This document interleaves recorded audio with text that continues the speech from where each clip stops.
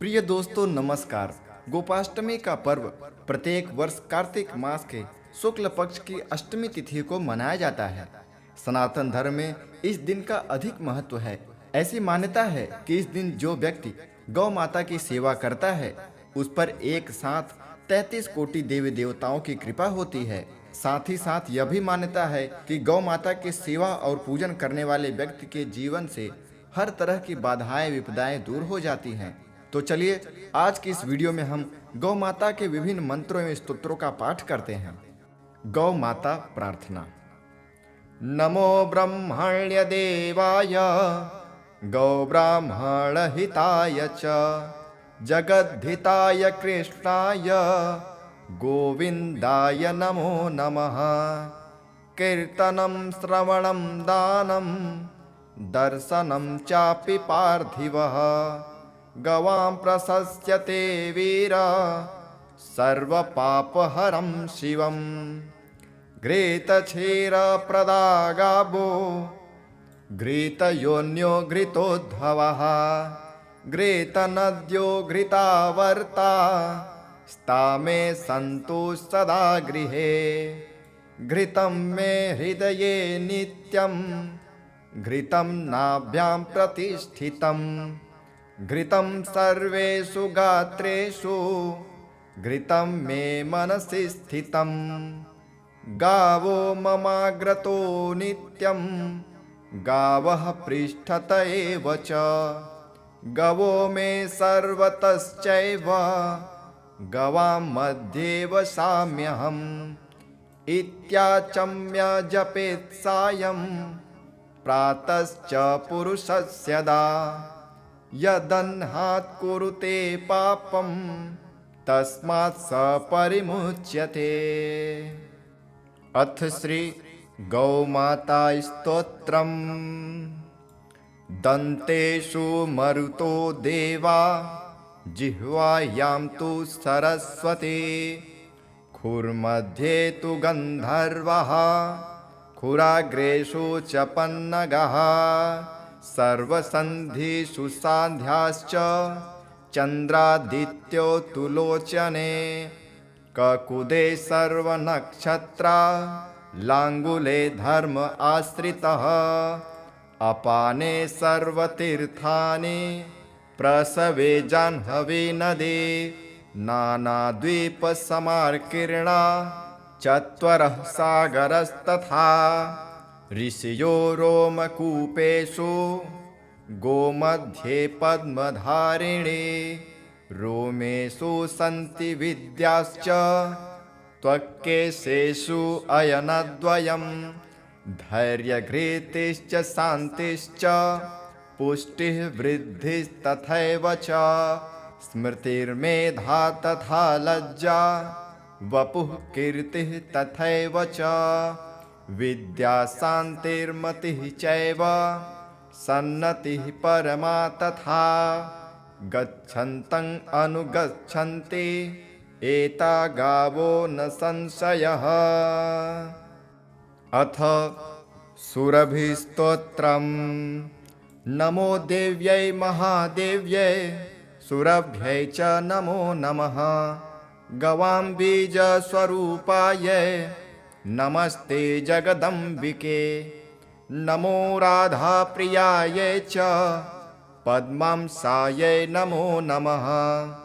नमः कृष्णप्रियायै च गवां मात्रे नमो नमः। कल्पवृक्षस्वरूपायै सर्वेषां सततं परं श्रीदायै धनदायै च बुद्धिदायै नमो नमः।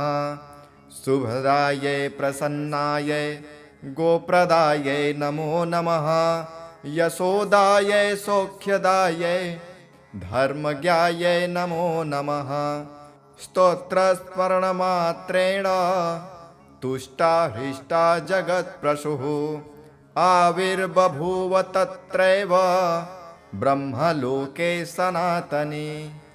महेन्द्राय वरं दत्त्वा वाञ्छितं सर्वदुर्लभं जगां सा च गोलोकं ययुर्देवादयो गृहं बभूव विश्वसहसा दुग्धपूर्ण च नारद दुग्धाघृतं ततो यज्ञस्ततः प्रीतिः सुरस्य च इदं स्तोत्रं महापुण्यं भक्तियुक्तश्च यः पठेत् स गोमान् धनवांश्चैव कीर्तिवान् पुण्यवान् भवेत् सुस्नातः सर्वतीर्थेषु सर्वयज्ञेषु दीक्षितः इहलोके सुखं भुक्त्वा यात्यन्ते कृष्णमन्दिरं सुरुचिं निवसेत्तत्र कुरुते कृष्णसेवनं न पुनर्भवनं तस्य ब्रह्मपुत्र भवे भवत्।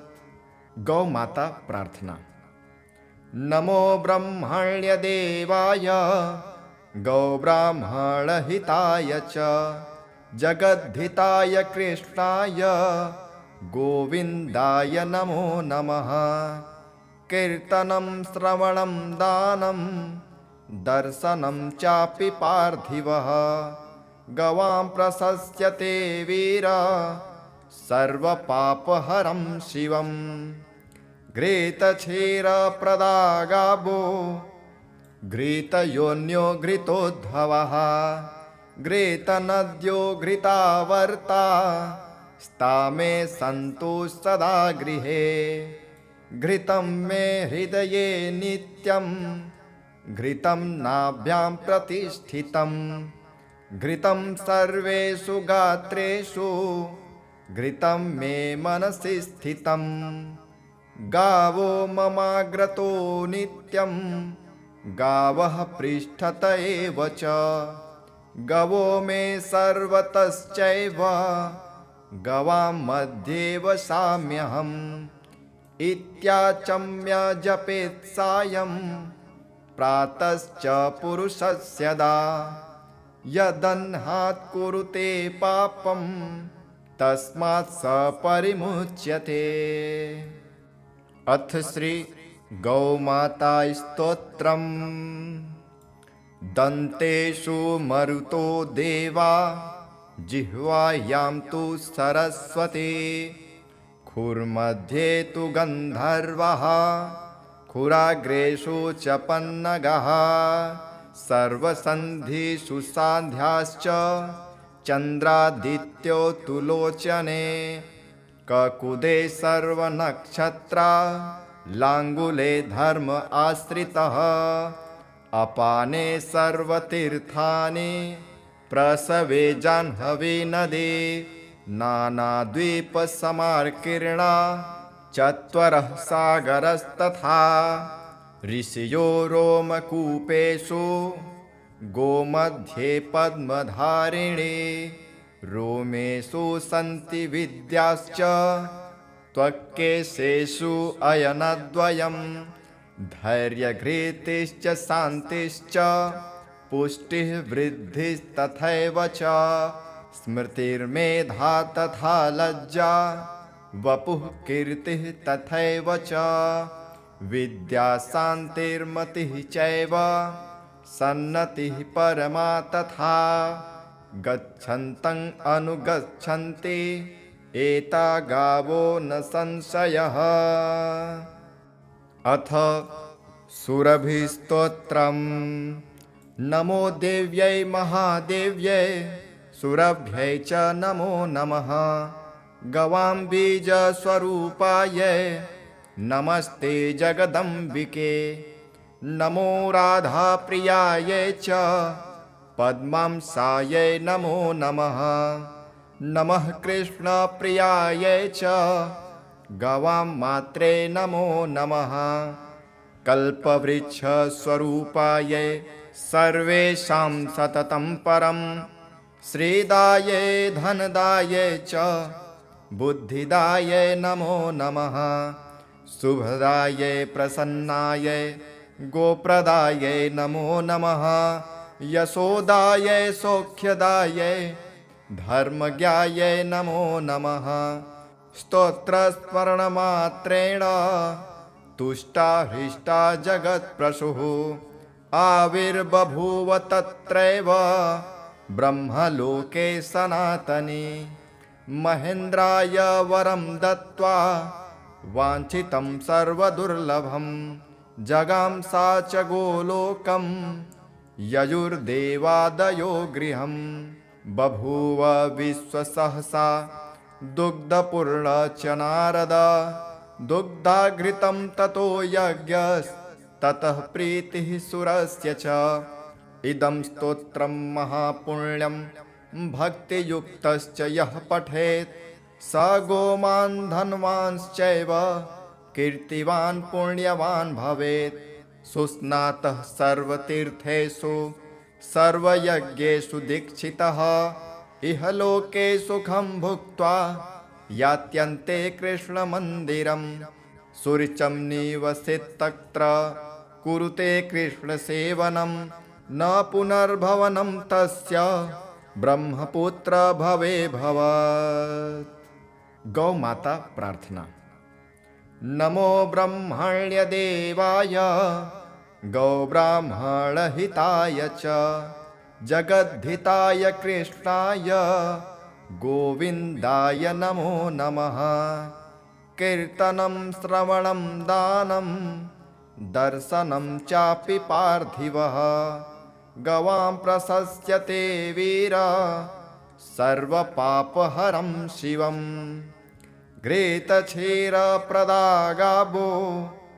घृतयोन्यो घृतोद्भवः घृतनद्यो घृतावर्ता स्ता मे सन्तु सदा गृहे घृतं मे हृदये नित्यं घृतं नाभ्यां प्रतिष्ठितम् घृतं सर्वेषु गात्रेषु घृतं मे मनसि स्थितम् गावो ममाग्रतो नित्यं गावः पृष्ठत एव च गवो मे सर्वतश्चैव गवां मध्ये वसाम्यहम् इत्याचम्य जपेत् सायं प्रातश्च पुरुषस्यदा यदह्नात् कुरुते पापं तस्मात् स परिमुच्यते।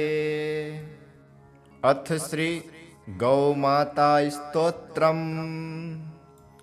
दन्तेषु मरुतो देवा जिह्वायां तु सरस्वती खुर्मध्ये तु गन्धर्वः खुराग्रेषु च पन्नगः सर्वसन्धिषु सान्ध्याश्च चन्द्रादित्यो तु लोचने ककुदे सर्वनक्षत्रा लाङ्गुले धर्म आश्रितः अपाने सर्वतीर्थानि प्रसवे जाह्नवी नदी नानाद्वीपसमार्कीर्णा चत्वरः सागरस्तथा ऋषयो रोमकूपेषु गोमध्ये पद्मधारिणे रोमेषु सन्ति विद्याश्च त्वक्केशेषु अयनद्वयं धैर्यघृतिश्च शान्तिश्च पुष्टिः वृद्धिस्तथैव च स्मृतिर्मेधा तथा लज्जा वपुः कीर्तिः तथैव च विद्या शान्तिर्मतिः चैव सन्नतिः परमा तथा गच्छन्तं अनुगच्छन्ति एता गावो न संशयः। अथ सुरभिस्तोत्रम्। नमो देव्यै महादेव्यै सुरभ्यै च नमो नमः। गवां बीजस्वरूपायै नमस्ते जगदम्बिके। नमो राधाप्रियायै च पद्मांसायै नमो नमः।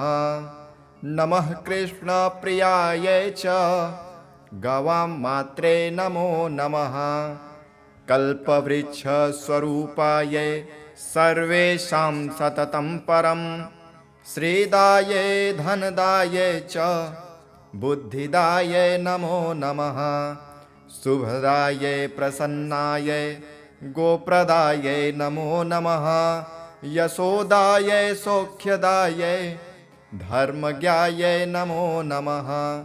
स्तोत्रस्मरणमात्रेण तुष्टा हृष्टा जगत्प्रसूः आविर्बभूव तत्रैव ब्रह्मलोके सनातने महेन्द्राय वरं दत्त्वा वाञ्छितं सर्वदुर्लभं जगाम सा च गोलोकं ययुर्देवादयो गृहं बभूव विश्वसहसा दुग्धपूर्ण च नारद दुग्धाघृतं ततो यज्ञस्ततः प्रीतिः सुरस्य च इदं स्तोत्रं महापुण्यं भक्तियुक्तश्च यः पठेत् स गोमान् धनवांश्चैव कीर्तिवान् पुण्यवान् भवेत् सुस्नातः सर्वतीर्थेषु सर्वयज्ञेषु दीक्षितः इह लोके सुखं भुक्त्वा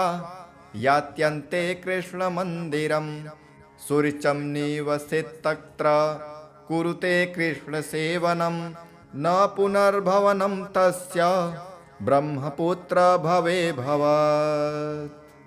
गौ माता प्रार्थना।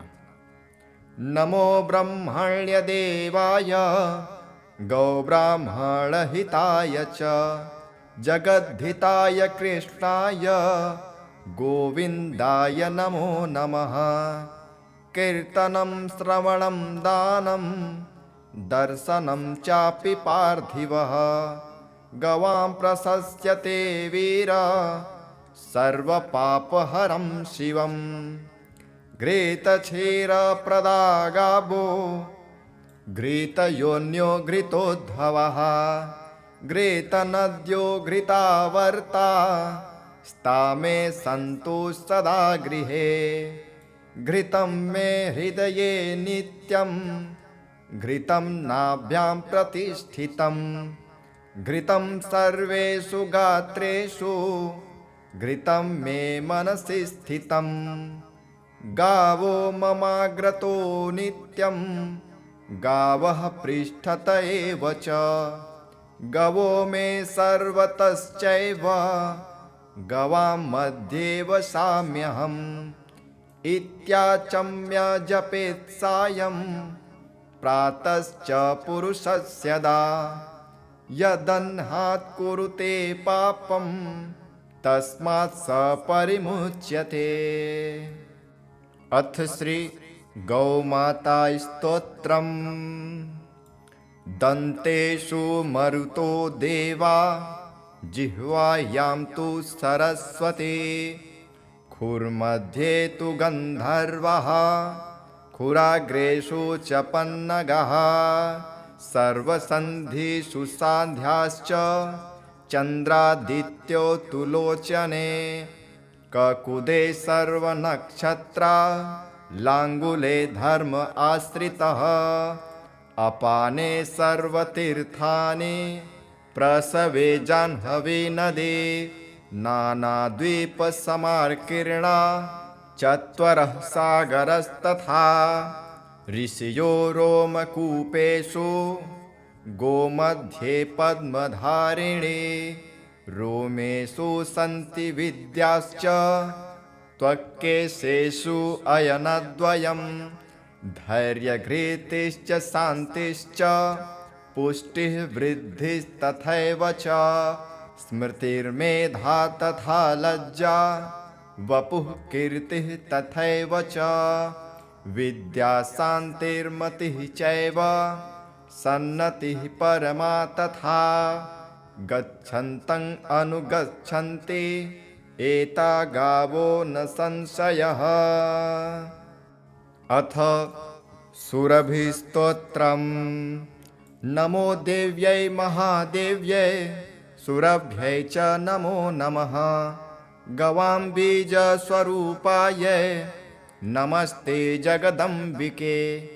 नमो राधाप्रियायै च पद्मांसायै नमो नमः।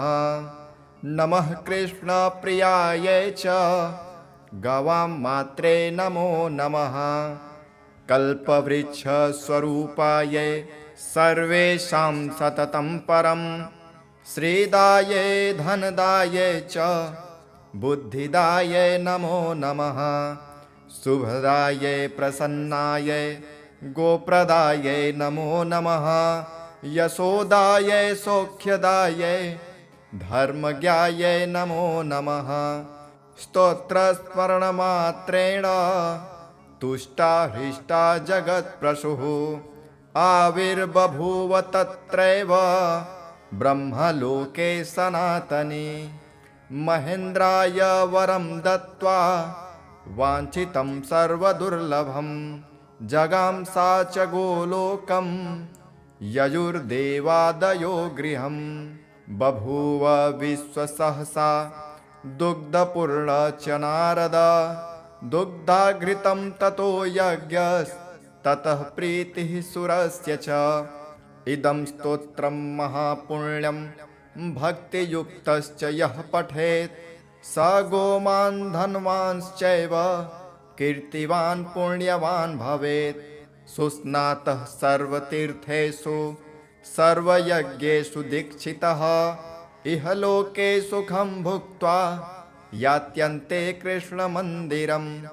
सुरुचिं निवसेत्तत्र कुरुते कृष्णसेवनं न पुनर्भवनं तस्य ब्रह्मपुत्र भवे भवत्। गौ माता प्रार्थना। नमो ब्रह्मण्यदेवाय गौब्राह्मणहिताय च जगद्धिताय कृष्णाय गोविन्दाय नमो नमः। कीर्तनं श्रवणं दानं दर्शनं चापि पार्थिवः गवां प्रशस्यते वीरा सर्वपापहरं शिवम्। घृतक्षीरप्रदागावो घृतयोन्यो घृतोद्भवः घृतनद्यो घृतावर्ता स्तामे सन्तु सदा गृहे। घृतं मे हृदये नित्यं घृतं नाभ्यां प्रतिष्ठितं घृतं सर्वेषु गात्रेषु घृतं मे मनसि स्थितं। गावो ममाग्रतो नित्यं गावः पृष्ठत एव च गवो मे सर्वतश्चैव गवां मध्ये वसाम्यहम्। इत्याचम्य जपेत् सायं प्रातश्च पुरुषस्यदा यदह्नात् कुरुते पापं तस्मात् स परिमुच्यते। अथ श्री गौमाता स्तोत्रम्। दन्तेषु मरुतो देवा जिह्वायां तु सरस्वती खुर्मध्ये तु गन्धर्वः खुराग्रेषु च पन्नगः सर्वसन्धिषु सान्ध्याश्च चन्द्रादित्यो तु लोचने। ककुदे सर्वनक्षत्रा लाङ्गुले धर्म आश्रितः अपाने सर्वतीर्थानि प्रसवे जाह्नवी नदी। नानाद्वीपसमाकीर्णा चत्वरः सागरस्तथा ऋषयो रोमकूपेषु गोमध्ये पद्मधारिणे। रोमेषु सन्ति विद्याश्च त्वक्केशेषु अयनद्वयं धैर्यघृतिश्च शान्तिश्च पुष्टिः वृद्धिस्तथैव च। स्मृतिर्मेधा तथा लज्जा वपुः कीर्तिः तथैव च। विद्या शान्तिर्मतिः चैव सन्नतिः परमा तथा। गच्छन्तम् अनुगच्छन्ति एता गावो न संशयः। अथ सुरभिस्तोत्रम्। नमो देव्यै महादेव्यै सुरभ्यै च नमो नमः। गवां बीजस्वरूपायै नमस्ते जगदम्बिके। नमो राधाप्रियायै च पद्मांसायै नमो नमः। नमः कृष्णप्रियायै च गवां मात्रे नमो नमः। कल्पवृक्षस्वरूपाय सर्वेषां सततं परं श्रीदाय धनदाय च बुद्धिदाय नमो नमः। शुभदाय प्रसन्नाय गोप्रदाय नमो नमः। यशोदाय सौख्यदाय धर्मज्ञाय नमो नमः। स्तोत्रस्मरणमात्रेण तुष्टा हृष्टा जगत्प्रसूः आविर्बभूव तत्रैव ब्रह्मलोके सनातने। महेन्द्राय वरं दत्त्वा वाञ्छितं सर्वदुर्लभं जगां सा च गोलोकं ययुर्देवादयो गृहं। बभूव विश्वसहसा दुग्धपूर्ण च नारद दुग्धाघृतं ततो यज्ञस्ततः प्रीतिः सुरस्य च। इदं स्तोत्रं महापुण्यं भक्तियुक्तश्च यः पठेत् स गोमान् धनवांश्चैव कीर्तिवान् पुण्यवान् भवेत्। सुस्नातः सर्वतीर्थेषु सर्वयज्ञेषु दीक्षितः इहलोके सुखं भुक्त्वा यात्यन्ते कृष्णमन्दिरं। सुरुचिं निवसेत् तत्र कुरुते कृष्णसेवनं न पुनर्भवनं तस्य ब्रह्मपुत्र भवे भवत्। गौ माता प्रार्थना। नमो ब्रह्मण्यदेवाय गौ ब्राह्मणहिताय च जगद्धिताय कृष्णाय गोविन्दाय नमो नमः।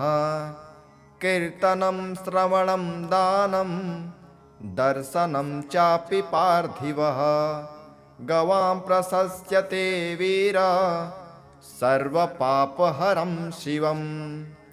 घृतक्षीरप्रदागावो घृतयोन्यो घृतोद्भवः घृतनद्यो घृतावर्ता स्ता मे सन्तु सदा गृहे।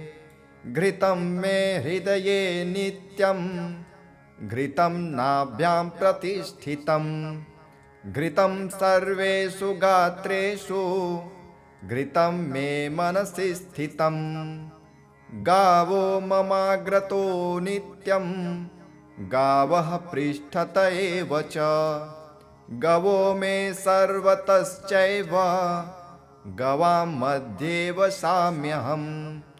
इत्याचम्य जपेत् सायं प्रातश्च पुरुषस्यदा यदह्नात् कुरुते पापं तस्मात् स परिमुच्यते।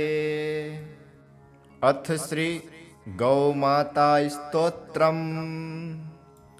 दन्तेषु मरुतो देवा जिह्वायां तु सरस्वती खुर्मध्ये तु गन्धर्वः खुराग्रेषु च पन्नगः सर्वसन्धिषु सान्ध्याश्च चन्द्रादित्यो तु लोचने ककुदे सर्वनक्षत्रा लाङ्गुले धर्म आश्रितः अपाने सर्वतीर्थानि प्रसवे जाह्नवी नदी नानाद्वीपसमार्कीर्णा चत्वरः सागरस्तथा ऋषयो रोमकूपेषु गोमध्ये पद्मधारिणे रोमेषु सन्ति विद्याश्च त्वक्केशेषु अयनद्वयं धैर्यघृतिश्च शान्तिश्च पुष्टिः वृद्धिस्तथैव च स्मृतिर्मेधा तथा लज्जा वपुः कीर्तिः तथैव च विद्या शान्तिर्मतिः चैव सन्नतिः परमा तथा गच्छन्तम् अनुगच्छन्ति एता गावो न संशयः। अथ सुरभिस्तोत्रम्। नमो देव्यै महादेव्यै सुरभ्यै च नमो नमः। गवां बीजस्वरूपायै नमस्ते जगदम्बिके। नमो राधाप्रियायै च पद्मांसायै नमो नमः। नमः कृष्णप्रियायै च गवां मात्रे नमो नमः। कल्पवृक्षस्वरूपायै सर्वेषां सततं परं श्रीदायै धनदायै च बुद्धिदायै नमो नमः। शुभदायै प्रसन्नायै गोप्रदायै नमो नमः। यशोदायै सौख्यदायै धर्मज्ञायै नमो नमः। स्तोत्रस्मरणमात्रेण तुष्टा हृष्टा जगत्प्रसूः आविर्बभूव तत्रैव ब्रह्मलोके सनातने।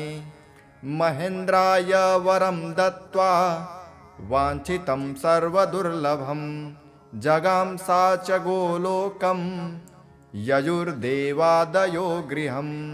बभूव विश्वसहसा दुग्धपूर्ण च नारद दुग्धाघृतं ततो यज्ञस्ततः प्रीतिः सुरस्य च। इदं स्तोत्रं महापुण्यं भक्तियुक्तश्च यः पठेत् स गोमान् धनवांश्चैव कीर्तिवान् पुण्यवान् भवेत्। सुस्नातः सर्वतीर्थेषु सर्वयज्ञेषु दीक्षितः इहलोके सुखं भुक्त्वा यात्यन्ते कृष्णमन्दिरं। सुरुचिं निवसेत्तत्र कुरुते कृष्णसेवनं न पुनर्भवनं तस्य ब्रह्मपुत्र भवे भवत्। गौ माता प्रार्थना। नमो ब्रह्मण्यदेवाय गौ ब्राह्मणहिताय च जगद्धिताय कृष्णाय गोविन्दाय नमो नमः। कीर्तनं श्रवणं दानं दर्शनं चापि पार्थिवः गवां प्रशस्यते वीर सर्वपापहरं शिवम्। घृतक्षीरप्रदा गावो घृतयोन्यो घृतोद्भवः घृतनद्यो घृतावर्ता स्ता मे सन्तु सदा गृहे। घृतं मे हृदये नित्यं घृतं नाभ्यां प्रतिष्ठितं घृतं सर्वेषु गात्रेषु घृतं मे मनसि स्थितं। गावो ममाग्रतो नित्यं गावः पृष्ठत एव च गवो मे सर्वतश्चैव गवां मध्ये वसाम्यहम्। इत्याचम्य जपेत् सायं प्रातश्च पुरुषस्यदा यदह्नात् कुरुते पापं तस्मात् स परिमुच्यते। अथ श्री गौमाता स्तोत्रम्।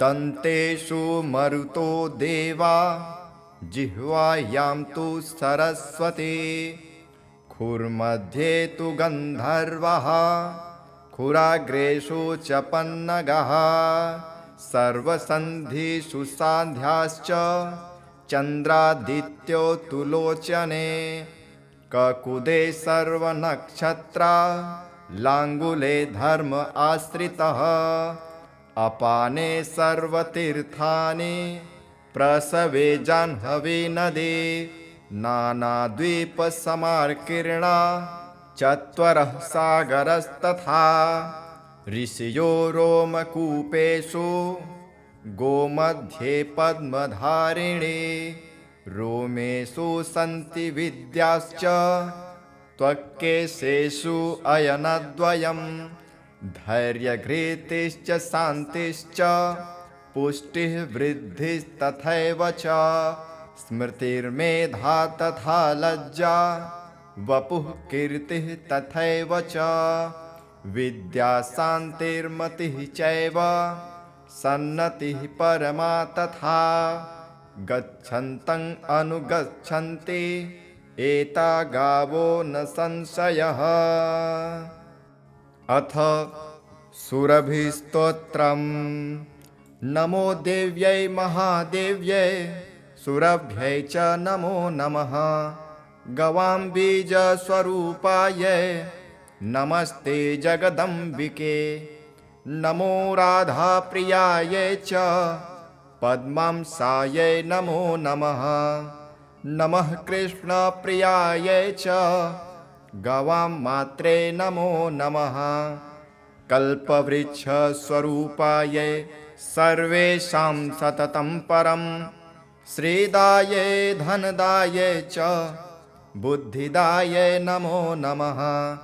शुभदायै प्रसन्नायै गोप्रदायै नमो नमः। यशोदायै सौख्यदायै धर्मज्ञायै नमो नमः। स्तोत्रस्मरणमात्रेण तुष्टा हृष्टा जगत्प्रसूः आविर्बभूव तत्रैव ब्रह्मलोके सनातने। महेन्द्राय वरं दत्त्वा वाञ्छितं सर्वदुर्लभं जगां सा च गोलोकं ययुर्देवादयो गृहं। बभूव विश्वसहसा दुग्धपूर्ण च नारद दुग्धाघृतं ततो यज्ञस्ततः प्रीतिः सुरस्य च। इदं स्तोत्रं महापुण्यं भक्तियुक्तश्च यः पठेत् स गोमान् धनवांश्चैव कीर्तिवान् पुण्यवान् भवेत्। सुस्नातः सर्वतीर्थेषु सर्वयज्ञेषु दीक्षितः इहलोके सुखं भुक्त्वा यात्यन्ते कृष्णमन्दिरम्। सुरुचिं निवसेत्तत्र कुरुते कृष्णसेवनं न पुनर्भवनं तस्य ब्रह्मपुत्र भवे भवत्। गौ माता प्रार्थना। नमो ब्रह्मण्यदेवाय गौब्राह्मणहिताय च जगद्धिताय कृष्णाय गोविन्दाय नमो नमः। कीर्तनं श्रवणं दानं दर्शनं चापि पार्थिवः गवां प्रशस्यते वीर सर्वपापहरं शिवम्। घृतक्षीरप्रदागावो घृतयोन्यो घृतोद्भवः घृतनद्यो घृतावर्ता स्ता मे सन्तु सदा गृहे। घृतं मे हृदये नित्यं घृतं नाभ्यां प्रतिष्ठितं घृतं सर्वेषु गात्रेषु घृतं मे मनसि स्थितं। गावो ममाग्रतो नित्यं गावः पृष्ठत एव च गवो मे सर्वतश्चैव गवां मध्ये वसाम्यहम्। इत्याचम्य जपेत् सायं प्रातश्च पुरुषस्यदा यदह्नात् कुरुते पापं तस्मात् स परिमुच्यते। अथ श्री गौमाता स्तोत्रम्।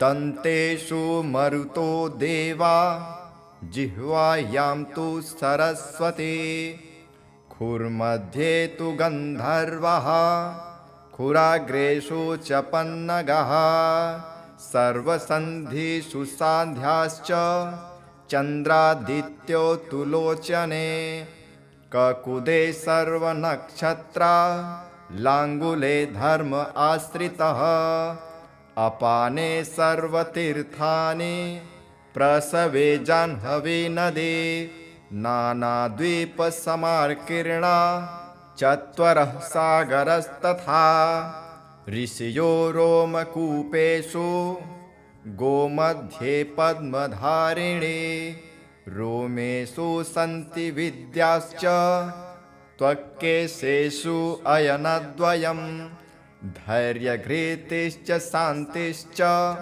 पुष्टिः वृद्धिस्तथैव च स्मृतिर्मेधा तथा लज्जा वपुः कीर्तिः तथैव च विद्या शान्तिर्मतिः चैव सन्नतिः परमा तथा गच्छन्तं अनुगच्छन्ति एता गावो न संशयः। अथ सुरभिस्तोत्रम्। नमो देव्यै महादेव्यै सुरभ्यै च नमो नमः। गवां बीजस्वरूपायै नमस्ते जगदम्बिके। नमो राधाप्रियायै च पद्मांसायै नमो नमः। नमः कृष्णप्रियायै च गवां मात्रे नमो नमः। कल्पवृक्षस्वरूपायै सर्वेषां सततं परं श्रीदायै धनदायै च बुद्धिदायै नमो नमः।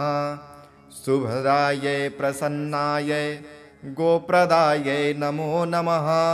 यशोदायै सौख्यदायै धर्मज्ञायै नमो नमः। स्तोत्रस्मरणमात्रेण तुष्टा हृष्टा जगत्प्रसूः आविर्बभूव तत्रैव ब्रह्मलोके सनातने। महेन्द्राय वरं दत्त्वा वाञ्छितं सर्वदुर्लभं जगां सा च गोलोकं ययुर्देवादयो गृहं। बभूव विश्वसहसा दुग्धपूर्ण च नारद दुग्धाघृतं ततो यज्ञस्ततः प्रीतिः सुरस्य च। इदं स्तोत्रं महापुण्यं भक्तियुक्तश्च यः पठेत् स गोमान् धनवांश्चैव कीर्तिवान् पुण्यवान् भवेत्। सुस्नातः सर्वतीर्थेषु सर्वयज्ञेषु दीक्षितः इहलोके सुखं भुक्त्वा यात्यन्ते कृष्णमन्दिरं।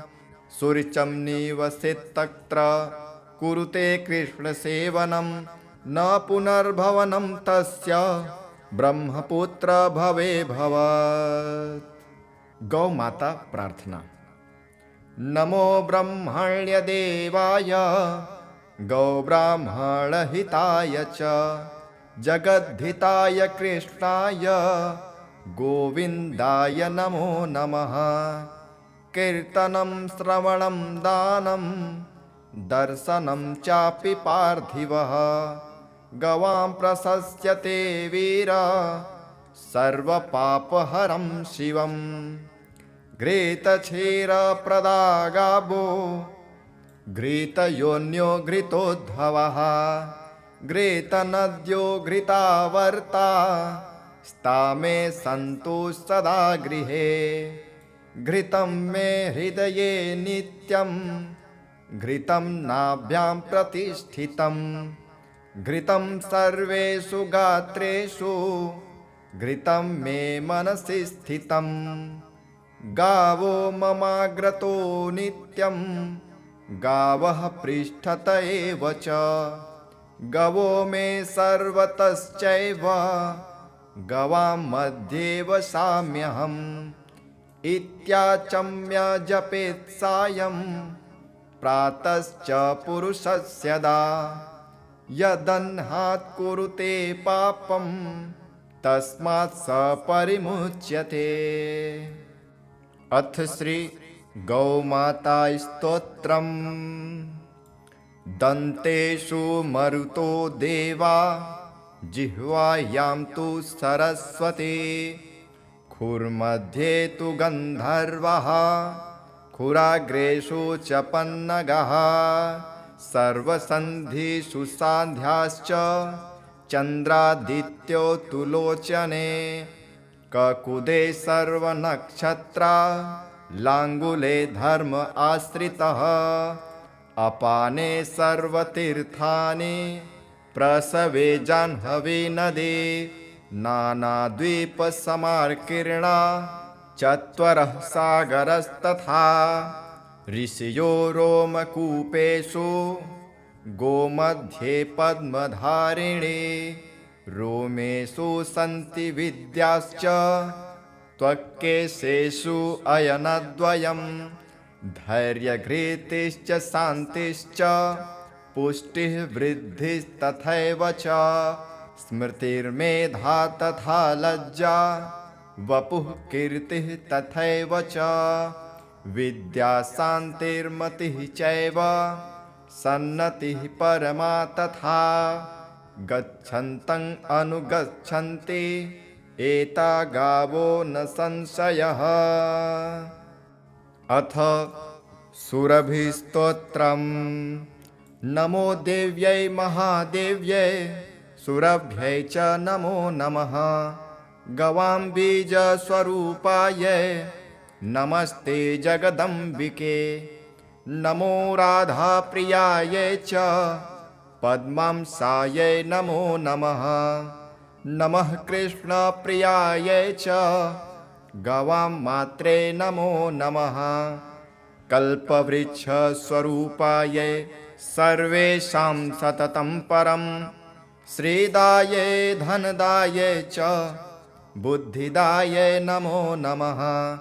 शुभदायै प्रसन्नायै गोप्रदायै नमो नमः। यशोदायै सौख्यदायै धर्मज्ञायै नमो नमः। स्तोत्रस्मरणमात्रेण तुष्टा हृष्टा जगत्प्रसूः आविर्बभूव तत्रैव ब्रह्मलोके सनातने। महेन्द्राय वरं दत्त्वा वाञ्छितं सर्वदुर्लभं जगां सा च गोलोकं ययुर्देवादयो गृहं। बभूव विश्वसहसा दुग्धपूर्ण च नारद दुग्धाघृतं ततो यज्ञस्ततः प्रीतिः सुरस्य च। इदं स्तोत्रं महापुण्यं भक्तियुक्तश्च यः पठेत् स गोमान् धनवांश्चैव कीर्तिवान् पुण्यवान् भवेत्। सुस्नातः सर्वतीर्थेषु सर्वयज्ञेषु दीक्षितः इह लोके सुखं भुक्त्वा यात्यन्ते कृष्णमन्दिरं। सुरुचिं निवसेत्तत्र कुरुते कृष्णसेवनं न पुनर्भवनं तस्य ब्रह्मपुत्र भवे भवत्। गौ माता प्रार्थना। नमो ब्रह्मण्यदेवाय गौब्राह्मणहिताय च जगद्धिताय कृष्णाय गोविन्दाय नमो नमः। कीर्तनं श्रवणं दानं दर्शनं चापि पार्थिवः गवां प्रशस्यते वीर सर्वपापहरं शिवम्। घृतक्षीरप्रदागावो घृतयोन्यो घृतोद्भवः घृतनद्यो घृतावर्ता स्तामे सन्तु सदा गृहे। घृतं मे हृदये नित्यं घृतं नाभ्यां प्रतिष्ठितं घृतं सर्वेषु गात्रेषु घृतं मे मनसि स्थितं। गावो ममाग्रतो नित्यं गावः पृष्ठत एव च गवो मे सर्वतश्चैव गवां मध्ये वसाम्यहम्। इत्याचम्य जपेत् सायं प्रातश्च पुरुषस्यदा यदह्नात् कुरुते पापं तस्मात् स परिमुच्यते। अथ श्री गौमाता स्तोत्रम्। दन्तेषु मरुतो देवा जिह्वायां तु सरस्वती खुर्मध्ये तु गन्धर्वः खुराग्रेषु च पन्नगः सर्वसन्धिषु सान्ध्याश्च चन्द्रादित्यो तु लोचने ककुदे सर्वनक्षत्रा लाङ्गुले धर्म आश्रितः अपाने सर्वतीर्थानि प्रसवे जाह्नवी नदी नानाद्वीपसमार्कीर्णा चत्वरः सागरस्तथा ऋषयो रोमकूपेषु गोमध्ये पद्मधारिणी रोमेषु सन्ति विद्याश्च त्वक्केशेषु अयनद्वयम् धैर्यघृतिश्च शान्तिश्च पुष्टिः वृद्धिस्तथैव च स्मृतिर्मेधा तथा लज्जा वपुः कीर्तिः तथैव च विद्या शान्तिर्मतिः चैव सन्नतिः परमा तथा गच्छन्तं अनुगच्छन्ति एता गावो न संशयः। अथ सुरभिस्तोत्रम्। नमो देव्यै महादेव्यै सुरभ्यै च नमो नमः। गवां बीजस्वरूपायै नमस्ते जगदम्बिके। नमो राधाप्रियायै च पद्मांसायै नमो नमः। नमः कृष्णप्रियायै च गवां मात्रे नमो नमः। कल्पवृक्षस्वरूपायै सर्वेषां सततं परं श्रीदायै धनदायै च बुद्धिदायै नमो नमः। शुभदायै प्रसन्नायै गोप्रदायै नमो नमः। यशोदायै सौख्यदायै धर्मज्ञायै नमो नमः। स्तोत्रस्मरणमात्रेण तुष्टा हृष्टा जगत्प्रसूः आविर्बभूव तत्रैव ब्रह्मलोके सनातने। महेन्द्राय वरं दत्त्वा वाञ्छितं सर्वदुर्लभं जगां सा च गोलोकं ययुर्देवादयो गृहं। बभूव विश्वसहसा दुग्धपूर्ण च नारद दुग्धाघृतं ततो यज्ञस्ततः प्रीतिः सुरस्य च। इदं स्तोत्रं महापुण्यं भक्तियुक्तश्च यः पठेत् स गोमान् धनवांश्चैव कीर्तिवान् पुण्यवान् भवेत्। सुस्नातः सर्वतीर्थेषु सर्वयज्ञेषु दीक्षितः इहलोके सुखं भुक्त्वा यात्यन्ते कृष्णमन्दिरं।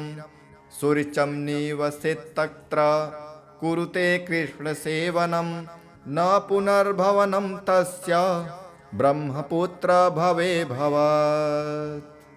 गौ माता प्रार्थना। नमो ब्रह्मण्यदेवाय गौब्राह्मणहिताय च जगद्धिताय कृष्णाय गोविन्दाय नमो नमः। कीर्तनं श्रवणं दानं दर्शनं चापि पार्थिवः गवां प्रशस्यते वीरा सर्वपापहरं शिवम्। घृतक्षीरप्रदा गावो घृतयोन्यो घृतोद्भवः घृतनद्यो घृतावर्ता स्ता मे सन्तु सदा गृहे।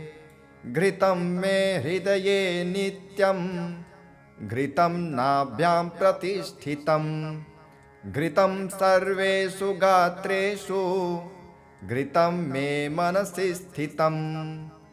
गावो ममाग्रतो नित्यं गावः पृष्ठत एव च गवो मे सर्वतश्चैव गवां मध्ये वसाम्यहम्।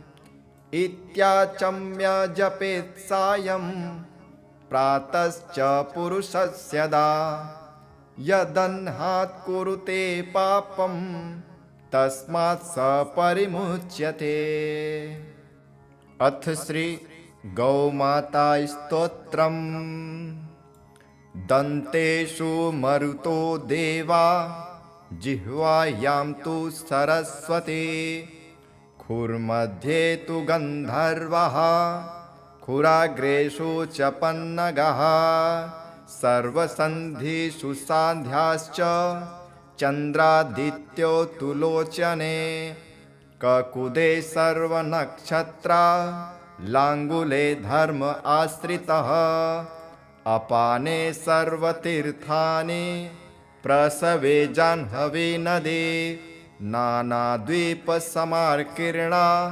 चत्वरः सागरस्तथा ऋषयो रोमकूपेषु गोमध्ये पद्मधारिणे रोमेषु सन्ति विद्याश्च त्वक्केशेषु अयनद्वयम् धैर्यघृतिश्च शान्तिश्च पुष्टिः वृद्धिस्तथैव च स्मृतिर्मेधा तथा लज्जा वपुः कीर्तिः तथैव च विद्या शान्तिर्मतिः चैव सन्नतिः परमा तथा गच्छन्तं अनुगच्छन्ति एता गावो न संशयः।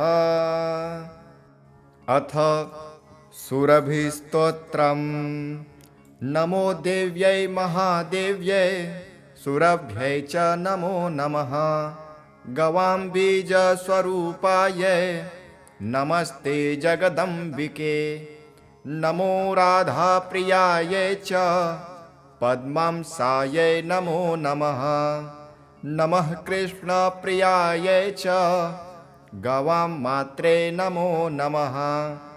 कल्पवृक्षस्वरूपायै सर्वेषां सततं परं श्रीदायै धनदायै च बुद्धिदायै नमो नमः। शुभदायै प्रसन्नायै गोप्रदायै नमो नमः।